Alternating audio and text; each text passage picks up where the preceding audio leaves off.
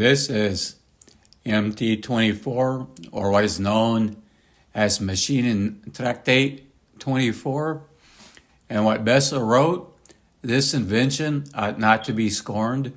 It consists of separate levers with weights. Between the weights are small iron poles with screw threads. The poles fall inward when the levers close. There is something one must learn first before one can grasp and correctly understand the quality of this invention. And what people will ignore is from top center and bottom center, rotating in a clockwise direction. This is opening. This is opened. This is closing. Notice the gap of how much it's closed and how much it has to open. They are not the same. You should have equal movement. And here, it is closed. Here, opposite, it is opened. Here, it is closing. Opposite. And as he said, with screw threads, you have screw-type pumps which move water. You have threads which change the position of something, like if you look like a scissor jack, when the threads are rotated, the jack lifts something. When the threads are rotated, does this lift something towards actually doing other work? Besser said to look at all of his drawings to look for a motion. This is a motion, opening, closing. And this is to be considered with what I am building in Besser's will.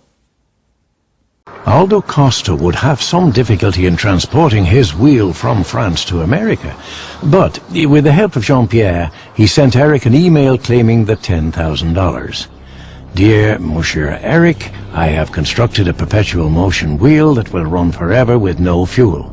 Please, I would like to claim your $10,000 prize. Signed, Aldo Costa. There have been some complex working devices. They've been called perpetual motion machines by the inventors themselves. As for Aldo Costa of France, I don't know too much about him. But the wheel keeps on turning.